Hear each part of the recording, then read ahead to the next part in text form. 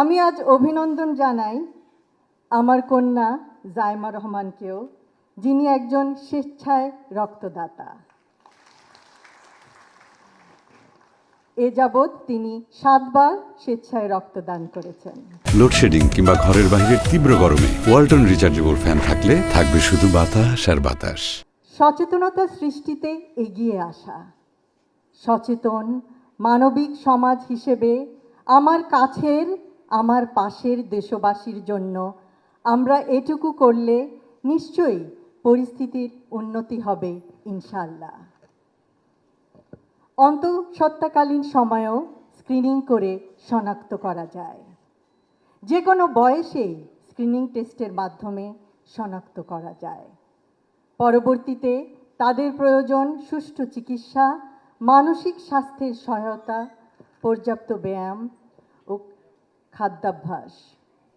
দেশবাসীকে থ্যালাসেমিয়া সম্পর্কে সচেতনতা সৃষ্টি ও শনাক্তকরণ প্রক্রিয়া চালানো যায় সদর হাসপাতালে, উপজেলা স্বাস্থ্য কমপ্লেক্সে, ইউনিয়ন ও গ্রাম পর্যায়ে। প্রত্যন্ত গ্রামেও উপসর্গ শনাক্ত করা যায়। 1 লক্ষ নতুন স্বাস্থ্যকর্মী নিয়োগের সময় তাদেরকে থ্যালাসেমিয়া সম্পর্কে সম্যক জ্ঞান দেওয়া যায়, অর্থাৎ এর উপসর্গ, চিকিৎসা ও আশ্বস্ত করার পদ্ধতি সম্বন্ধে প্রশিক্ষণ ও অবগত করা যায়।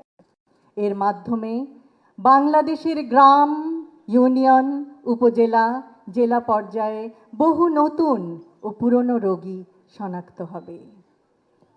শনাক্তকরণের পরের ধাপে ক্যাটাগরি অনুযায়ী বিভক্তিকরণ: থ্যালাসেমিয়া মেজর, থ্যালাসেমিয়া মাইনর এবং থ্যালাসেমিয়া ট্রেট।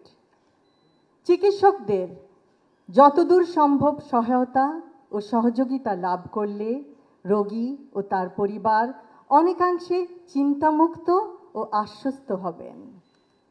আমি বাংলাদেশ থ্যালাসেমিয়া সমিতির সকল সদস্যকে আন্তরিক ধন্যবাদ জানাতে চাই।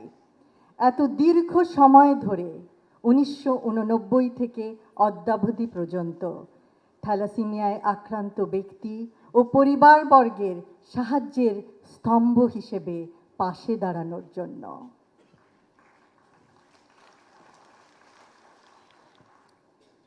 স্বেচ্ছায় রক্তদাতাদের তাদের এই অভাবনীয় মানবিক কাজের জন্য জানাই অভিনন্দন ও মোবারকবাদ।